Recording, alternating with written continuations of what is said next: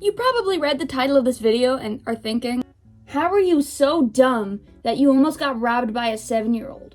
And honestly, I don't know. Before I get into this story, I need to explain some background. So for those of you who don't know, I own a small business where I sell candy beaded bracelets, buttons, and stickers. And it's very fun and I like it a lot. And I'm lucky enough to be able to sell my bracelets at school and actually get some pretty good money every few days. So the way my school works is kind of weird. It's very small. There's only about 200 students, and it's all from grades pre-K to 12th grade. My grandma works there, and what she's in charge of is checking everyone in and out so that in case there's like a tornado or something, we can all come to the main area of the school, count everyone, and if no one's there, we can be like, where is little Jimmy? We need to find little Jimmy. Then we find little Jimmy, and everything's fine. And she's also in charge of selling little snacky stuff and also my bracelets. Now I had a little basket of bracelets that was about this big, and it was mostly full. And this little girl, who I will call Belinda, she is a character. Now, I didn't actually know Belinda because we're not in any of the same classes and we never really speak. I didn't even know she existed until I found out about this. This little girl can't be any older than 9, maybe 7, 8, 9, around that age. This little girl wears crop top tank tops, short shorts, gold chain necklaces, and a push-up bra. I'm barely 17 and I'm just now starting to wear that kind of stuff, like crop tops. Well, I started wearing crop tops 2 years ago, but that's not the point. I'm at least 9 years older than this child. At least. My mom would have had my head if I had dressed like her at her age. But I digress. Now, I was told this story. I wasn't there when it happened. I was in class. But from what I was told, Belinda starts looking through the bracelets and starts casually taking some out and putting them by near her. She takes about 10 and starts walking away, and my grandma's like, you need to pay for those. And Belinda looks her dead in the eyes, starts taking the bracelets and putting them back in. She goes and sits down for a few minutes, comes back, tries to pull the same shtick, the same thing happens, she goes and sits back down.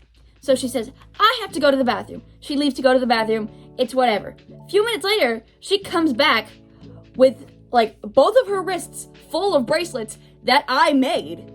And the way the school is structured, it's like the main library is where everyone checks in, and that's where you wait for your classes to start or whatever. And the way to get from the library to the bathroom is to go from one of the tables, past the check-in desk, and to the bathroom, and there is no way to go around. There is another door that leads to another classroom that's kind of behind that you could walk through to get to, but that didn't happen because she walked right back from the bathroom with her wrists full of my bracelets.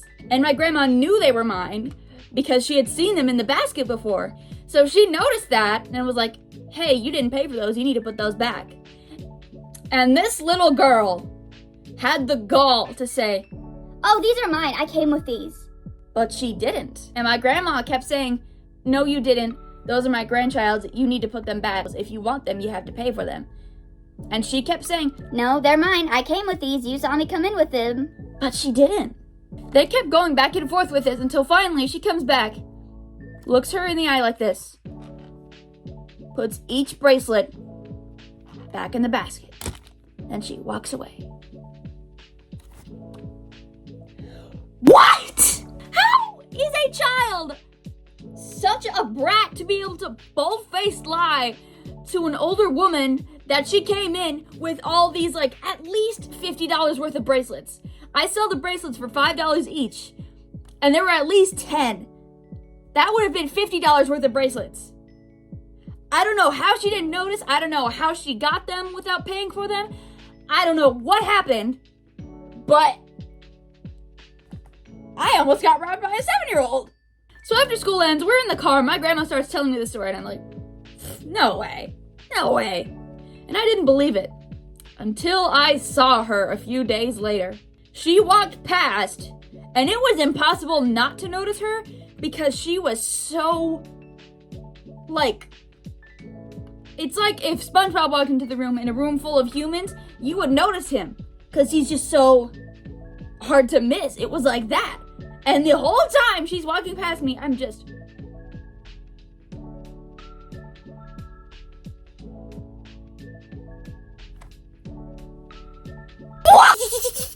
The entire time that I was there for the rest of the day, I was just dumbfounded at this child who was... So the mother got called, and nothing else has happened with that child since then, at least with her trying to rob me, and I'm very grateful for that. And apparently, this kid has that kind of pattern of behavior, of trying to steal little snacky stuff but keeps getting caught. So I don't know what made her think that she was not gonna get caught when trying to, steal 10 bracelets.